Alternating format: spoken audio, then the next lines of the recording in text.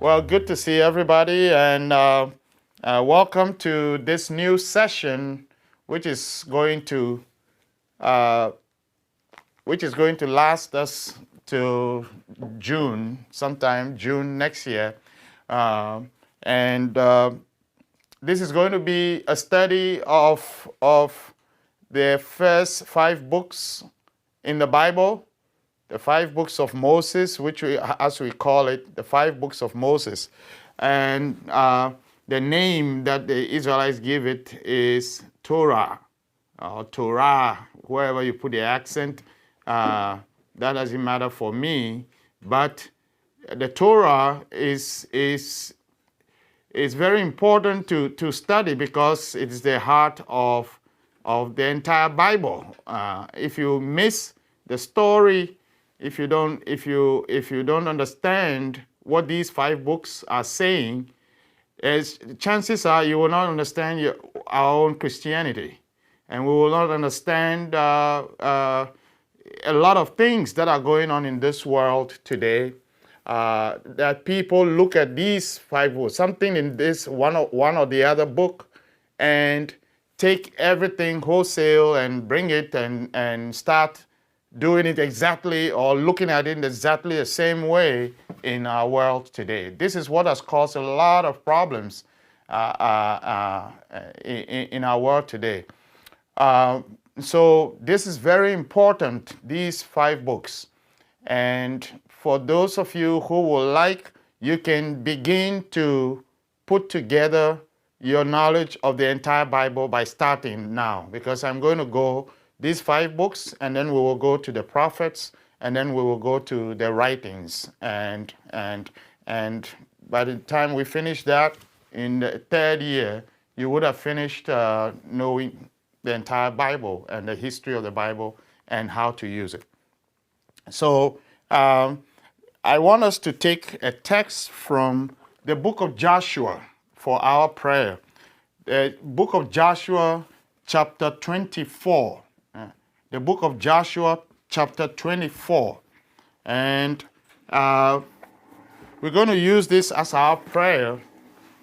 Now, this chapter, this is also, this is not from the Torah. This is actually right after the Torah, right after Deuteronomy, the 5th book.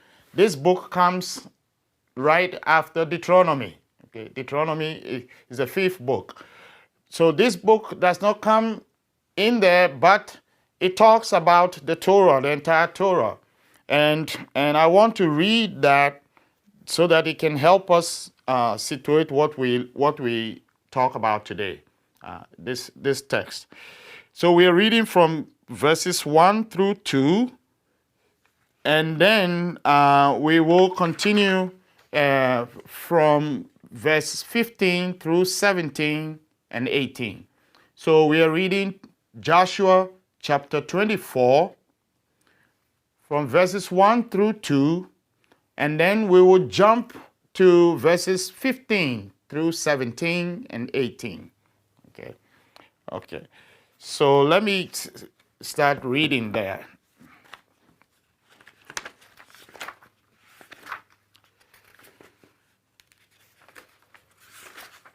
So we begin in the name of the Father, and of the Son, and of the Holy Spirit. Amen.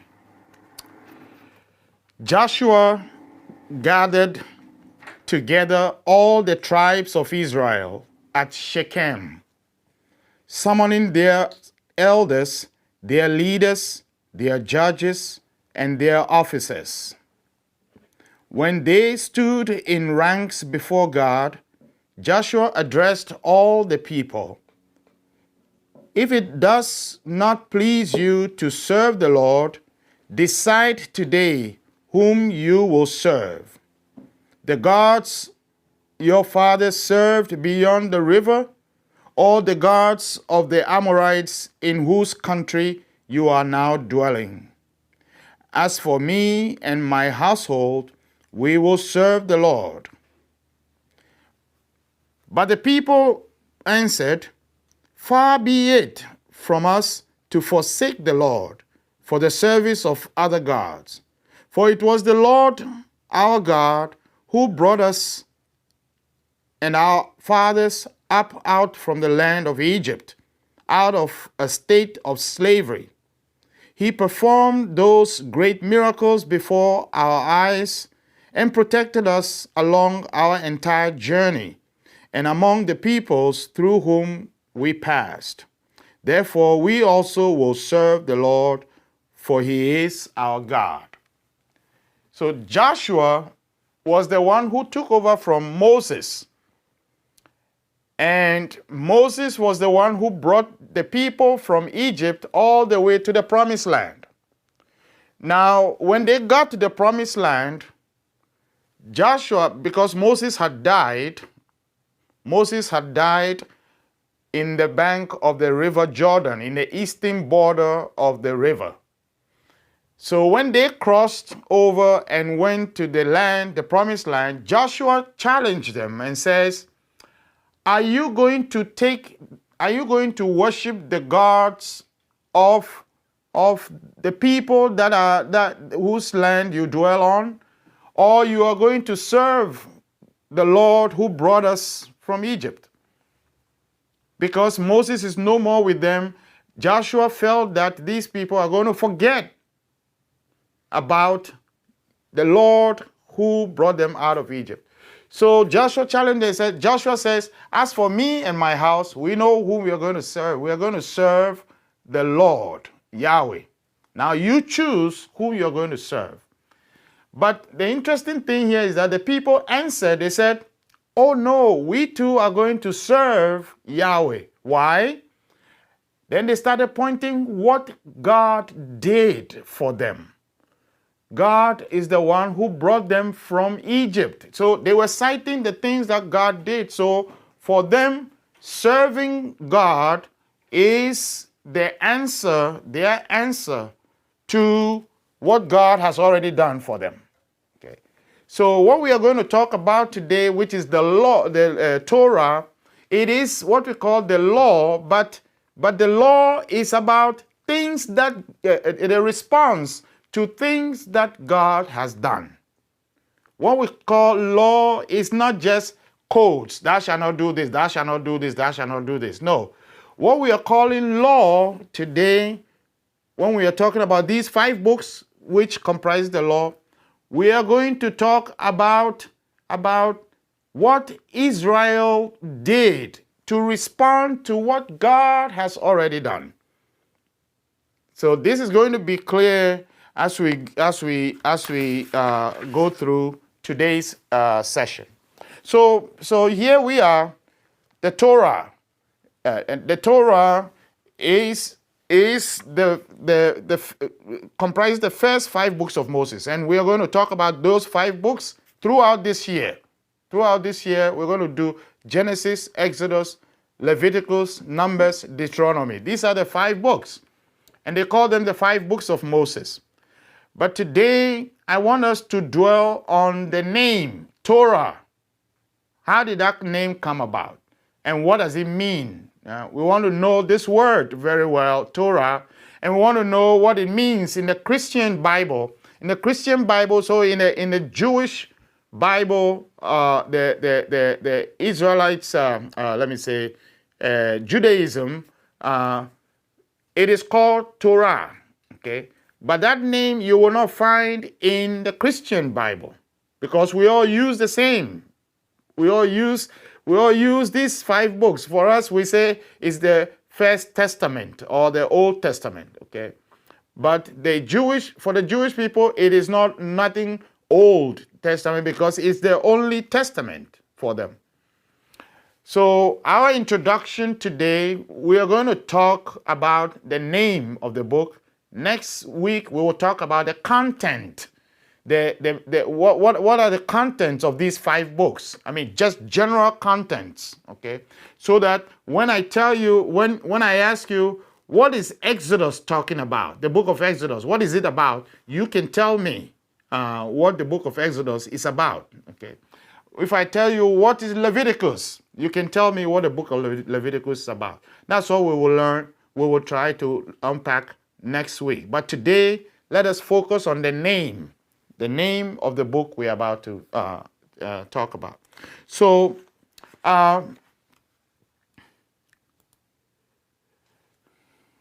so the name in the Christian Bible is Pentateuch.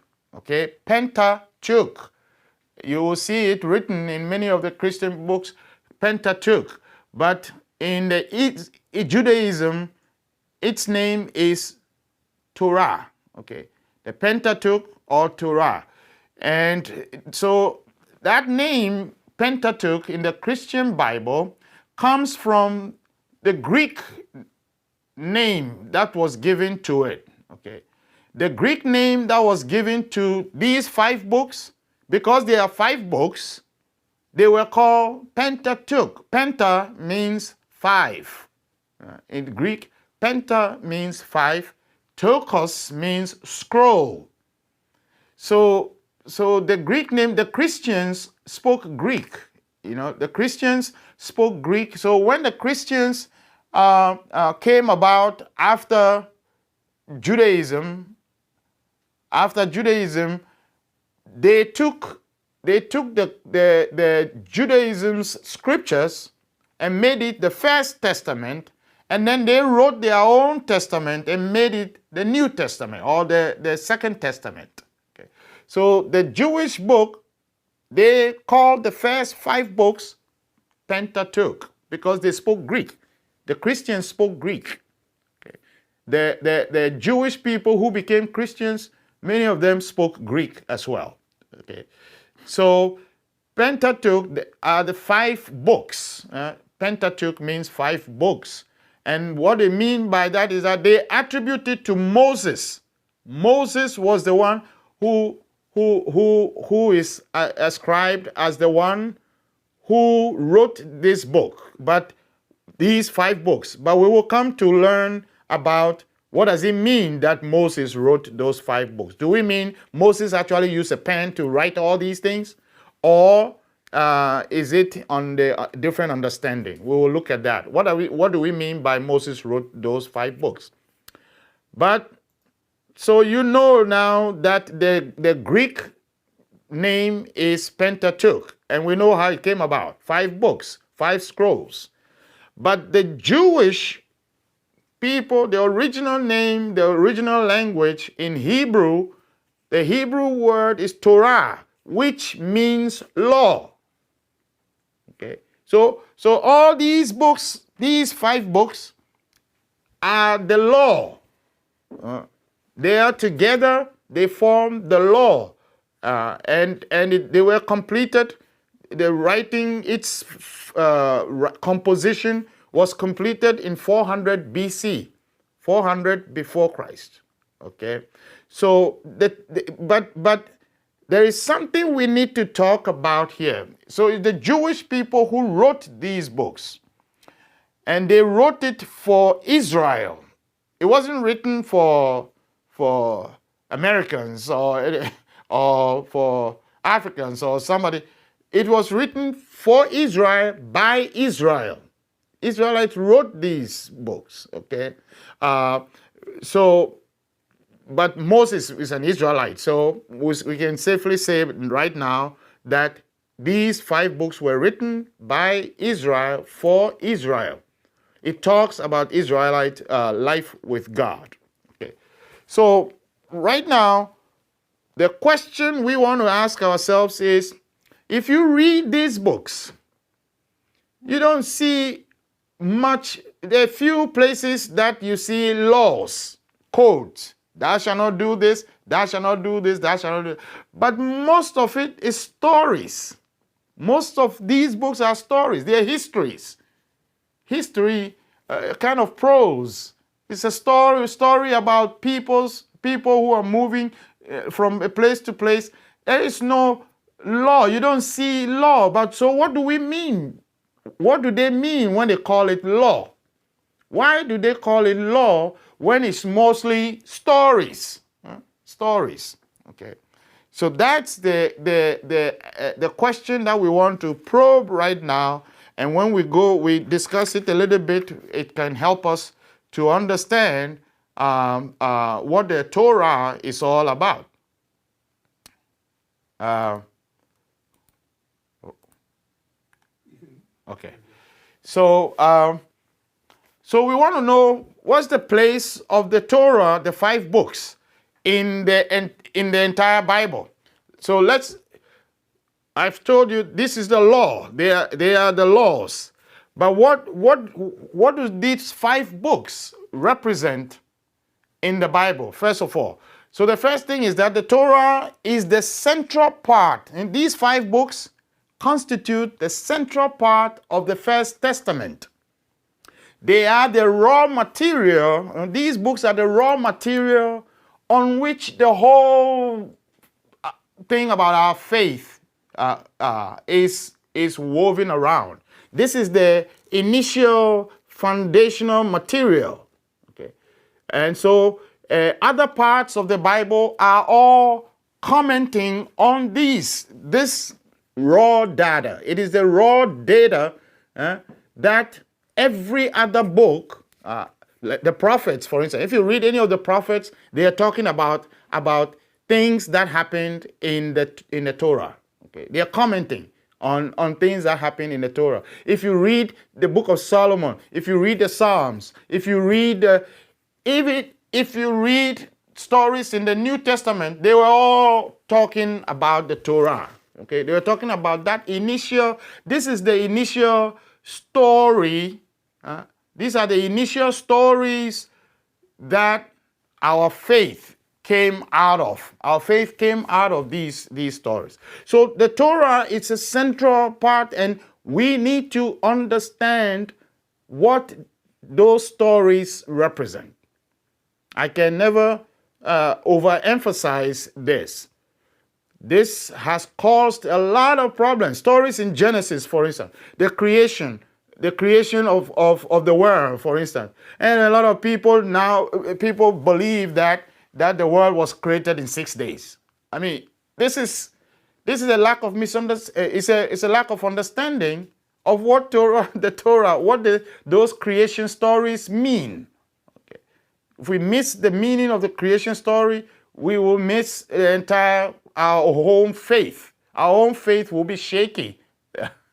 Will be derailed, right? And for instance, the 10 Commandments. If we don't understand what the 10 Commandments represent, there are a lot of people today who still look at the 10 Commandments as they are written, as the law completed, and they have to keep it like it is, just like it's written, and keep it at 10. Which is none of those. And so there are a lot of things. As we go forward, I'll point out some of the things that have gone wrong in Christianity. A lot of Christians have gotten this really, really wrong, the Torah, that they don't understand it. And so everything else that have to do with their faith, they don't understand, because our faith is based on, it came out of a proper understanding of these 5 books.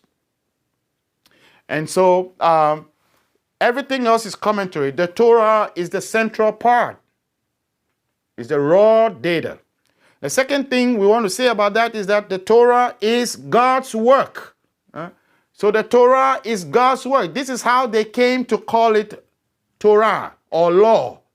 Why they call it law? Because what you read in here is God's action for the benefit of some people, the Israelites. God acted, God worked, God's story, the story of God's activity for the benefit of the Israelites. God saved the Israelites. God called them. God moved them, migrated them, moved them on, gave them children, gave them work, gave them a land, gave them priesthood, made them into a nation, gave them laws, gave them all kinds of things, fought their battles for them. God acted for a particular people. So God's story is what we read in there. And then, so God worked in human history, but then the human beings, those human beings, which is the Israelites, when God worked for them, God gave them something, they felt like they have to give back. They have to respond to what God has done for them. So if they have to respond to that feeling, their feeling to respond to God became what we call the law, became an obligation. They felt obliged to do something back. So that feeling is what is law. Law is human beings' response to what God has done already. Okay. So in these books, we see God's action for Israel. And we see Israel's response, Israel's obligation. What is Israel supposed to do? What is Israel ought to do? Law is what I am obliged to do. I feel indebted. I feel called to do something. So their response, so see, this is what they are thinking, they are feeling in themselves. That's why they call these books the law. The stories in them make them know what their obligation is. Okay. When they read it, they're able to know, they see God's work, and then they feel like, this is, oh, now I know. If God delivered us from slavery, then me too, I have to give back and help other people to be free, to deliver other people. Because if God made me who I am today, then I also have to extend the favor by reaching out to God or reaching out to God's other creatures, God's other children. So this became the law. This is why we have a law. So law and story, they go together. Okay. So we see in the 5 books, we read stories, and yet these stories are the generators. They generate law. They generate Christian obligation and duty. Okay. So that's why they are called Torah. Anybody ask you, why do the Jewish people call their first 5 books of Moses, why do they call it Torah? Or why do they call it law? You can see why that is. Yes, you read stories, but those stories are about God's action for them. Then another thing we want to say about Torah. Oh, sorry. I want to go back.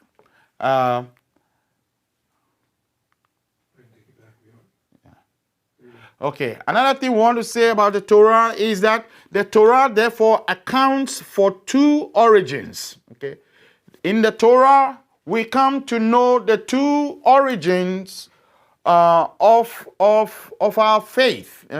In our faith we have these 2 origins.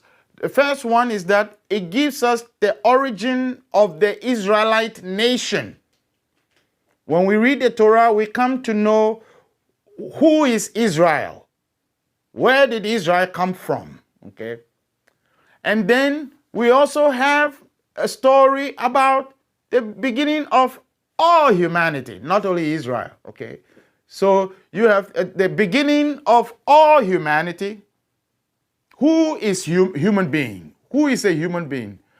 Where did a human being come from? And then we also read Israel. Where did Israel come from? Who is Israel? And what is Israel supposed to do? What is the relationship between humanity and Israel? Okay.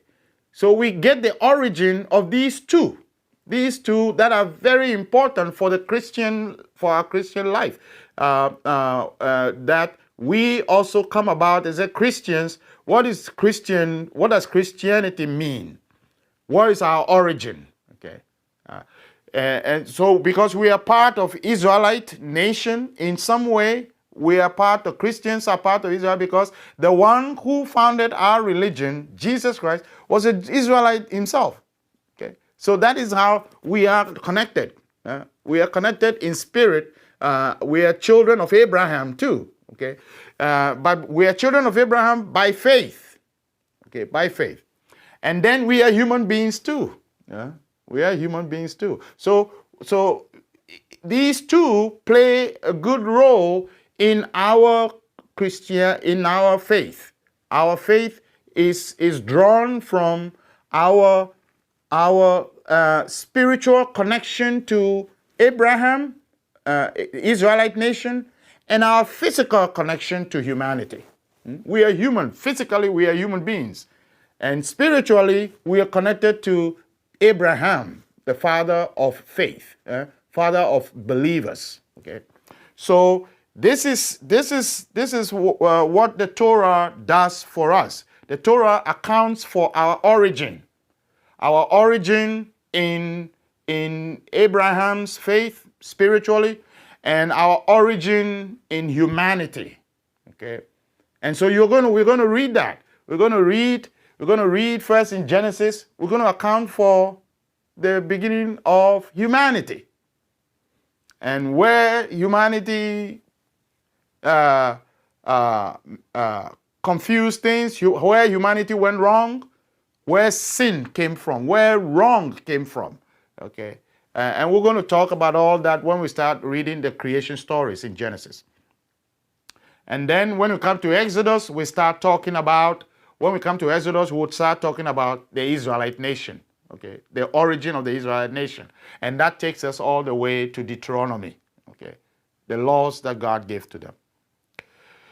So, but we say that in the entire Pentateuch or Torah, the second book, which is the book of Exodus, is the heart of the entire Torah. Okay, so we know that the Torah is the heart of the entire Bible, but Exodus is the heart of the Torah itself. Why? Why are we saying that? Because Exodus is when the people were no nation yet.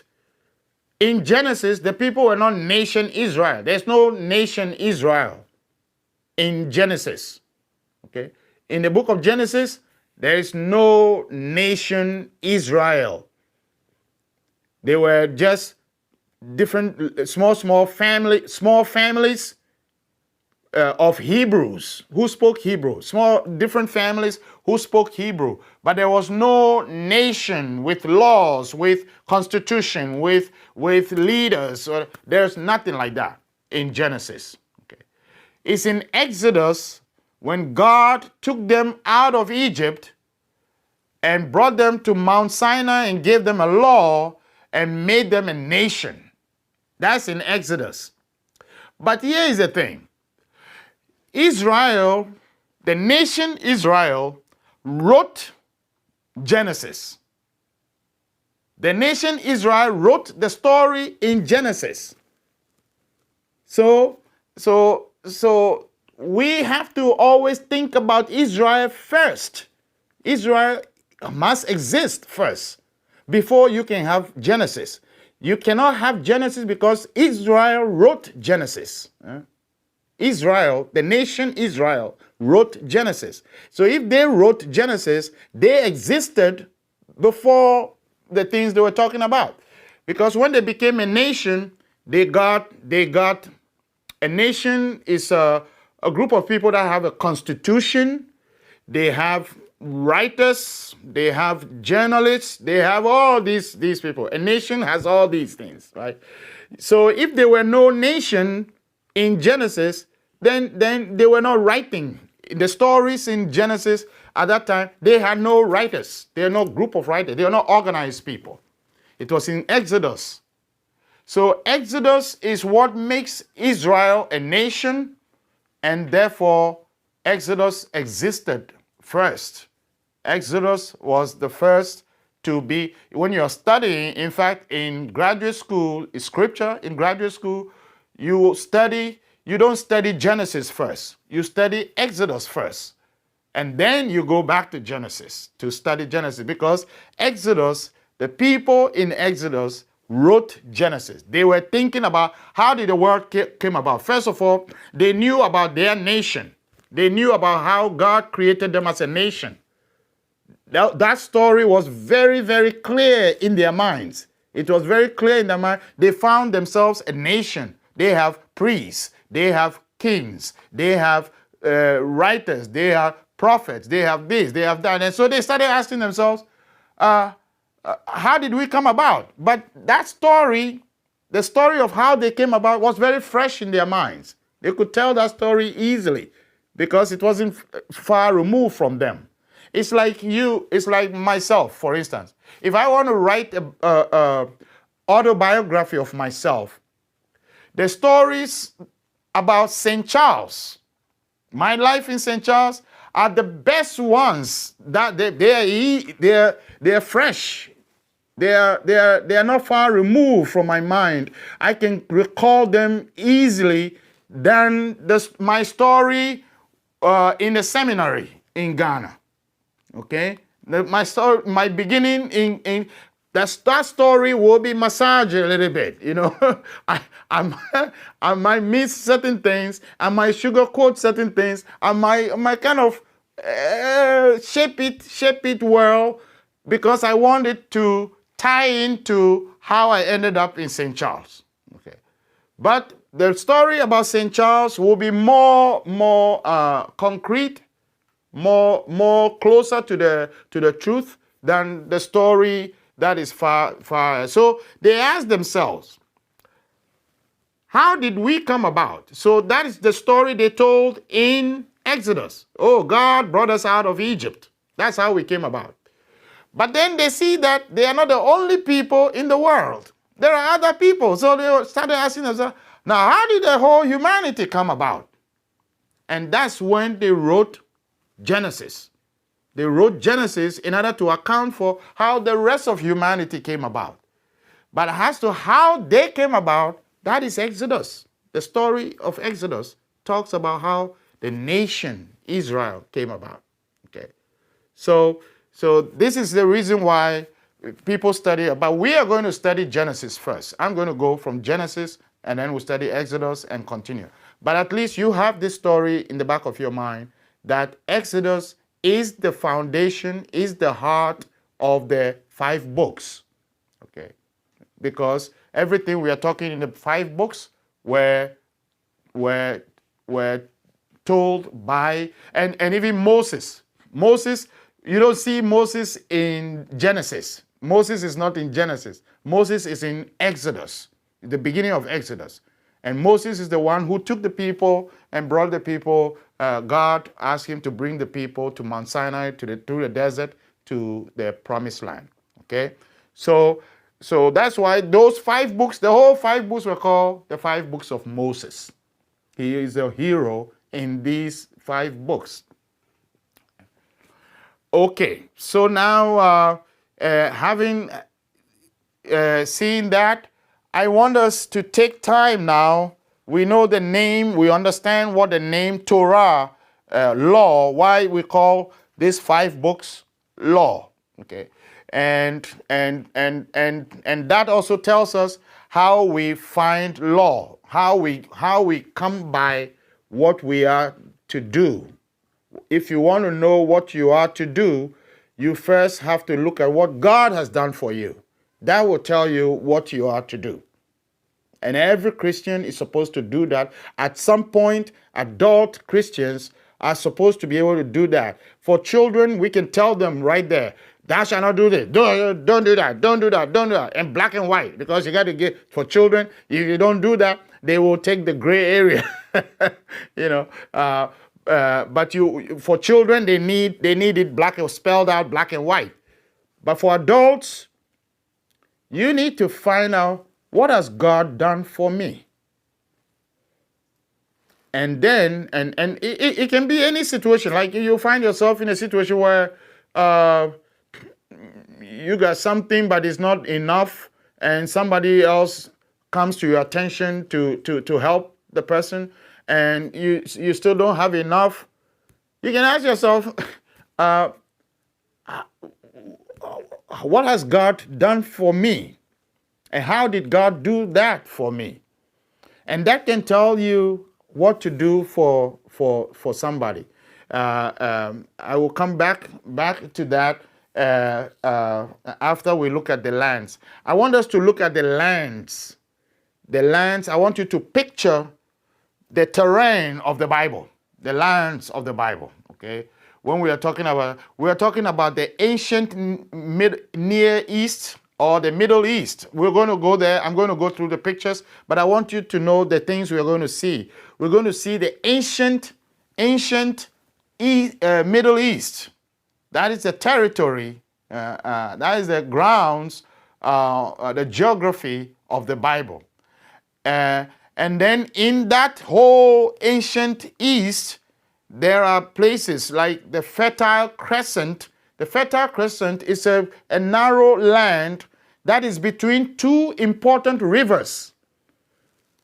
Those two important rivers are Tigris and Euphrates. Okay, Tigris and Euphrates. The land between them is what is called the fertile, very fertile land, and it's believed to be what Genesis was talking about as the Garden of Eden.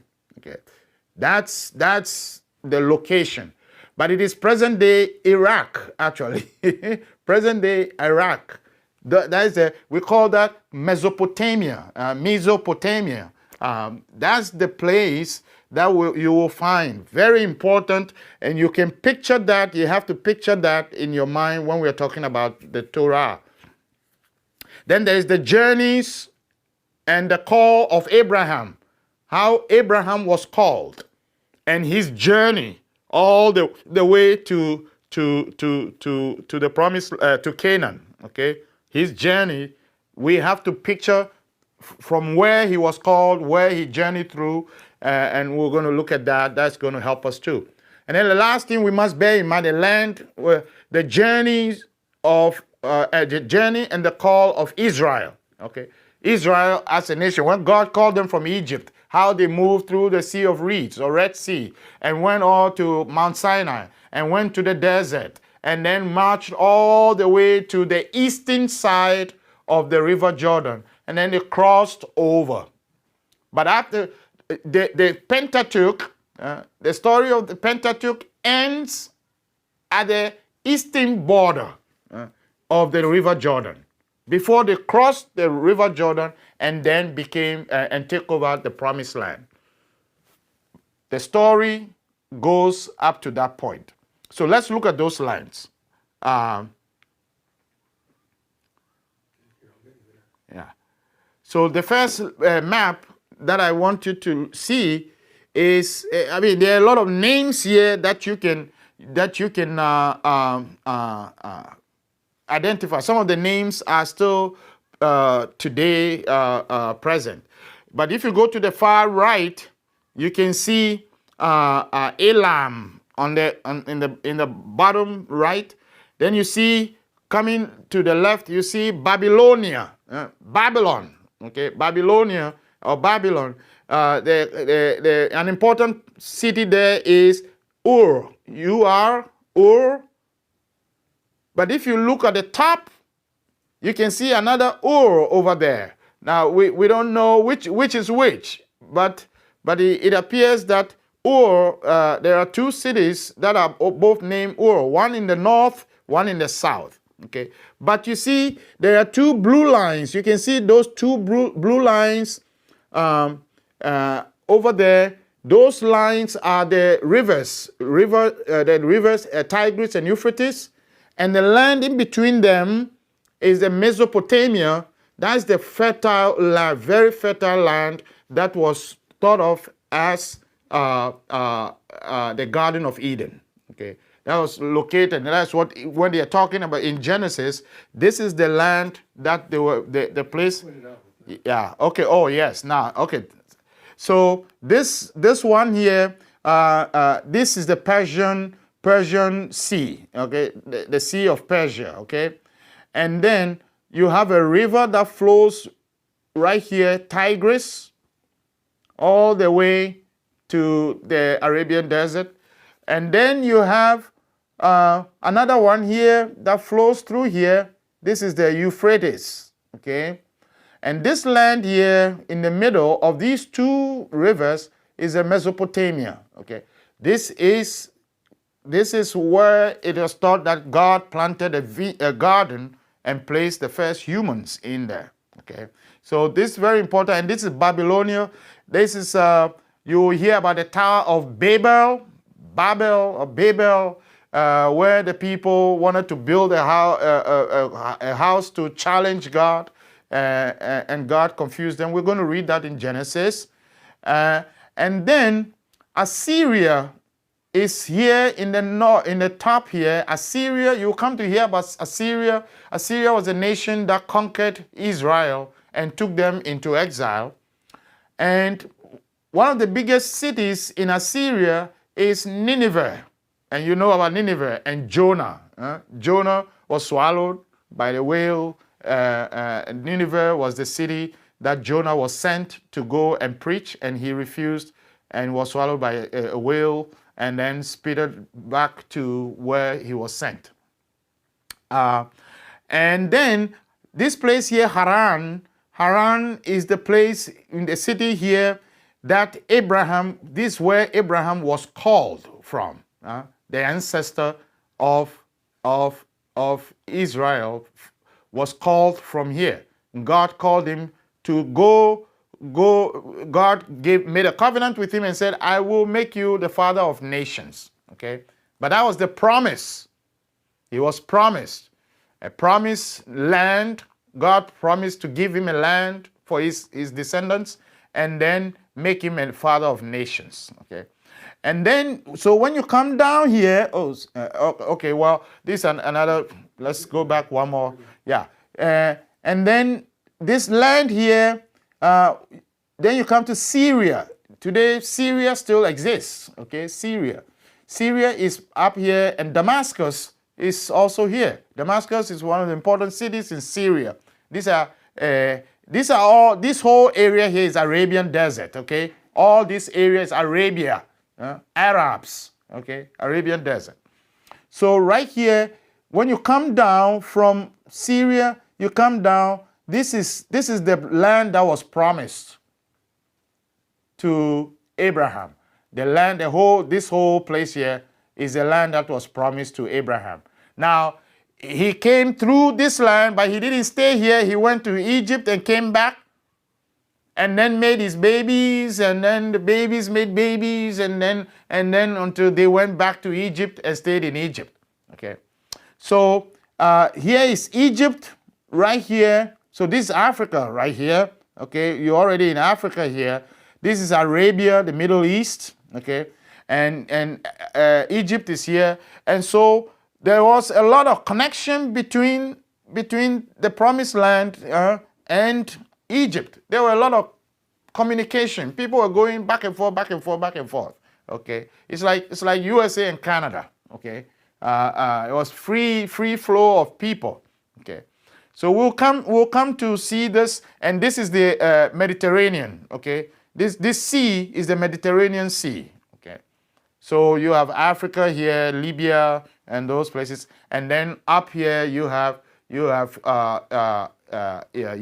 You're already going to Europe here. Okay, so let's go for the second. So keep this map in your mind, what we are talking about, and we're going to zoom into the two rivers that we're talking about. These are the two rivers. Okay, this is the Tigris, this is the Euphrates, and the blue lines, and the land in between them. And present today, this whole area is Iraq. Okay, this is the Iraq. The nation Iraq right now is this, okay? And Iran is here, okay?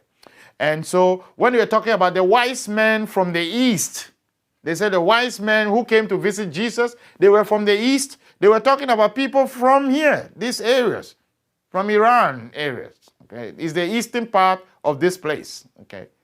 Jesus was born around here, okay? Jesus was born around here, the land here. And so the people, the Magi who came from the east, they were talking about Iraq, Iran, these places. Okay, they were the people who also came to see Jesus. Okay, All right, so we'll go on to the next land map. Okay, so Abraham's parents lived in this area, a place called the town called Ur, in the bottom part of Babylonia, Babylon. But Abraham's parents died here, so Abraham and Sarah and his family moved up to live in Haran.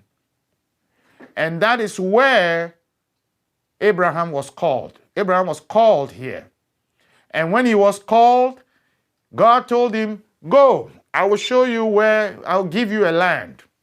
So Abraham started his journey like that. Abraham started moving. So Abraham, you can say that Abraham was Iraqi. Actually, he was an Iraqi.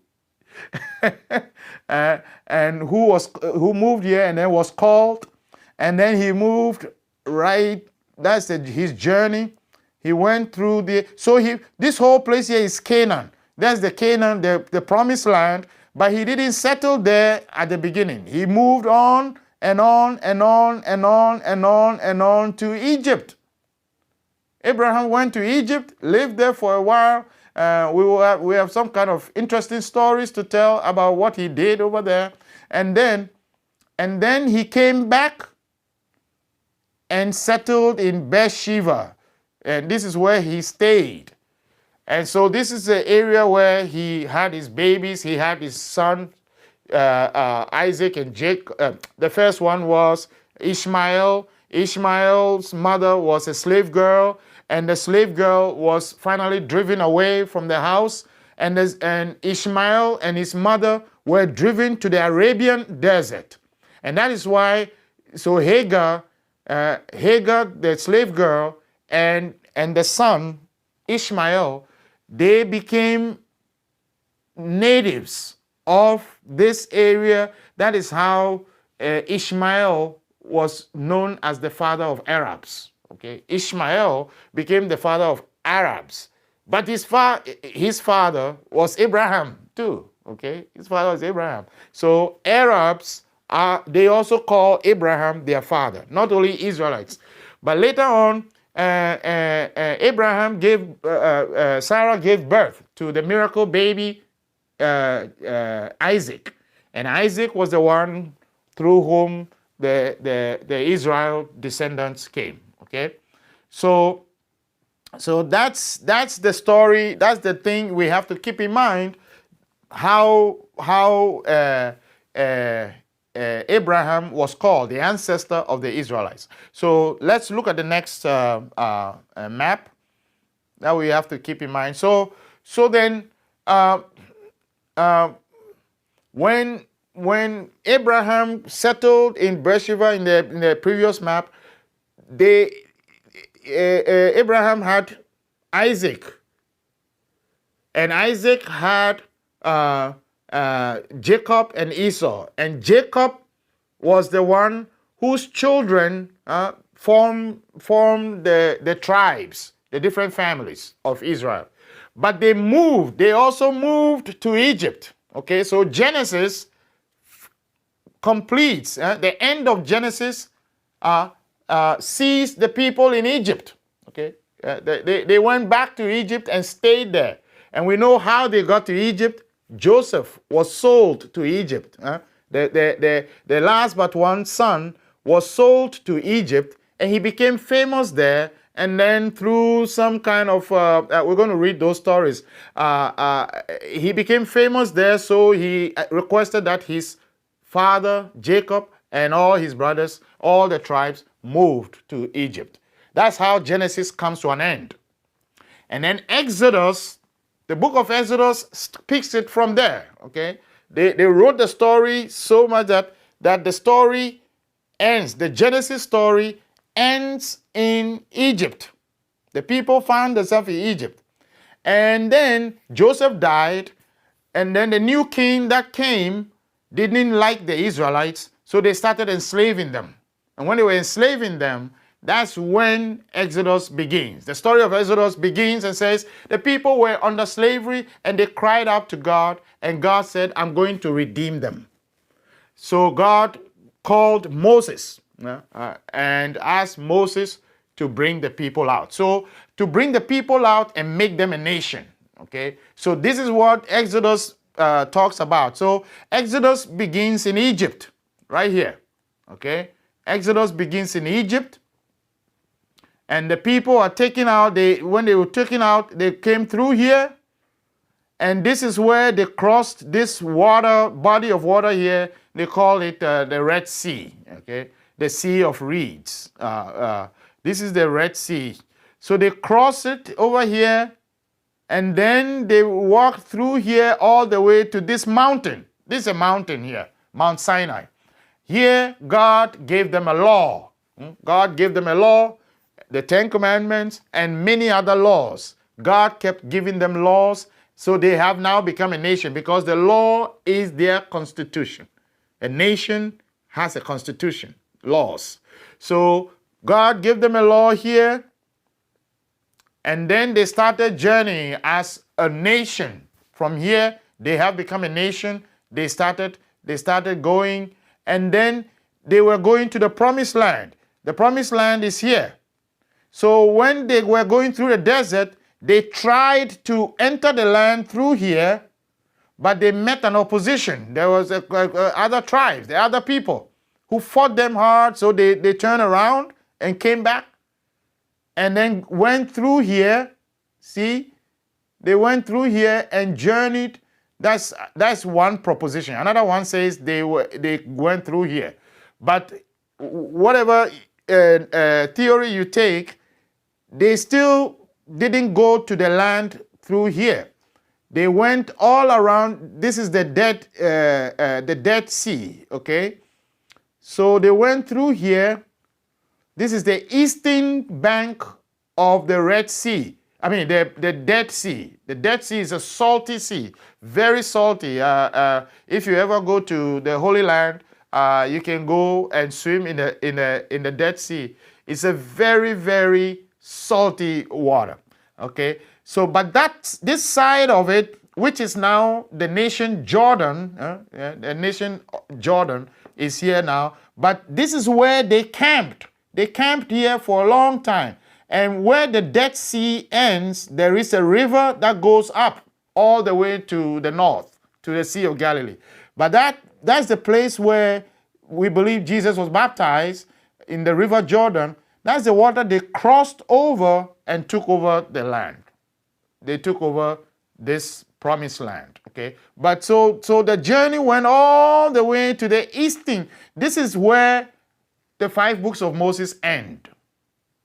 Okay, this is where Moses wrote all the laws in the last book. Deuteronomy was written and gave it to them to take with them, because Moses was not going to be with them here. Moses is not coming here. Moses died here. He died in the eastern bank of the river Jordan. And so Moses summarized the law, the entire law, summarized it into a book. And that book is what is called second law, okay? And so the book of Deuteronomy means that. Deutero, the Greek word deutero, when we say penta is 5, deutero is second, okay? Nomos, norm is law. So Deuteronomy is the second law, okay? So this is very important. Let's picture that in our minds. This is the place where the Torah ends. The Torah talks about all the things that we have talked about, but this is where it ends, in the eastern bank of the river Jordan, before they took the land. So those are the stories that we are going to talk about, and the raw data. Next week we'll talk about the content of the Torah, the content. And we're going to talk about it. We're going to, where I said if I ask you what is in Deuteronomy, you can tell me, the summary of the things that are in each book, each of the 5 books. Okay, so Exodus. What is Exodus? Exodus is journey and law. Okay, journey and law. God took them out and then gave them a law. Okay, what is in Genesis? Genesis is the beginning of humanity and the beginning of ancient Israel. But I will give you a secret to telling these, to be able to memorize this and know exactly what the Torah is about. But the last thing I want to touch on is that I just want to mention that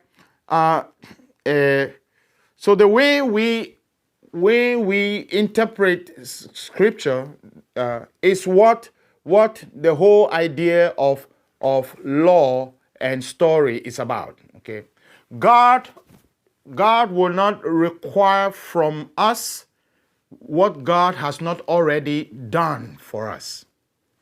God will not require from you to do something that God has not given you.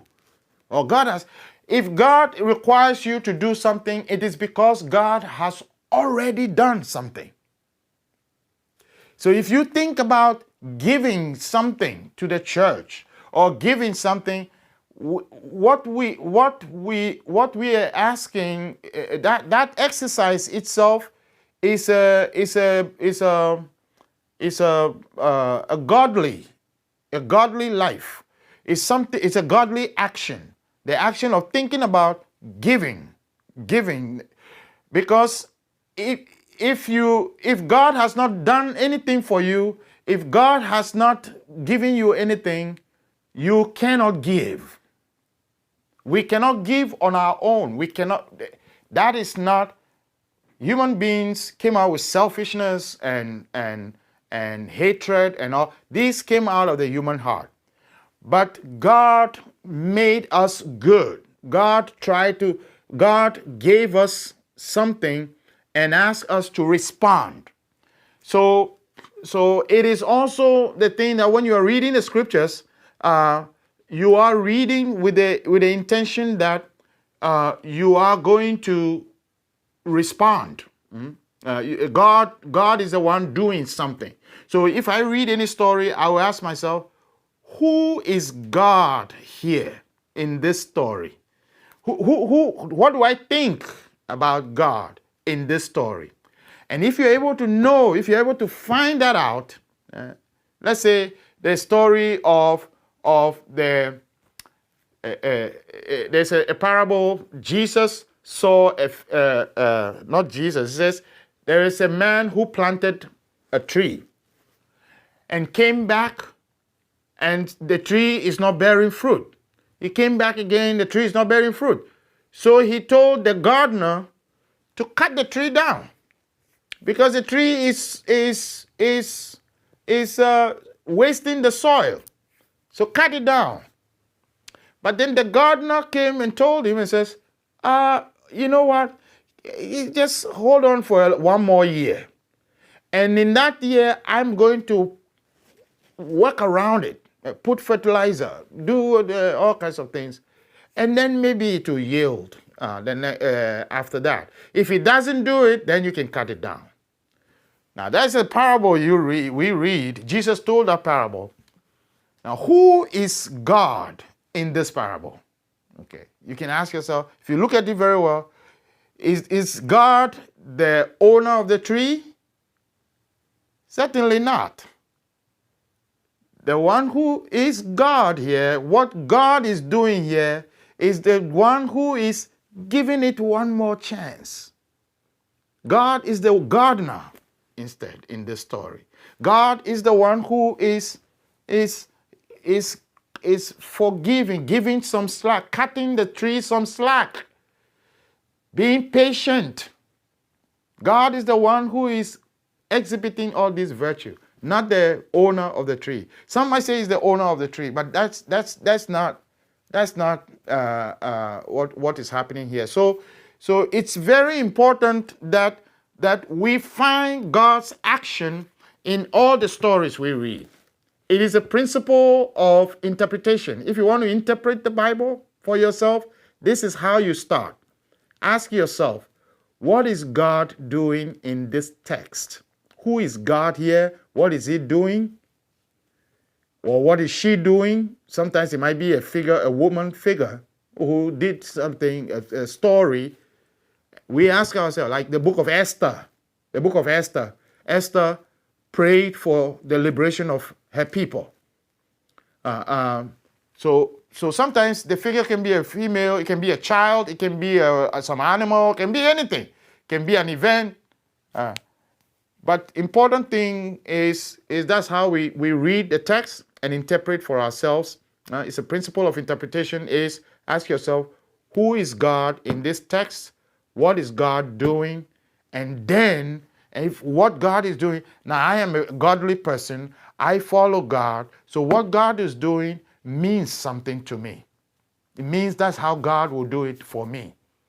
That will help me to find what God is doing in my life too.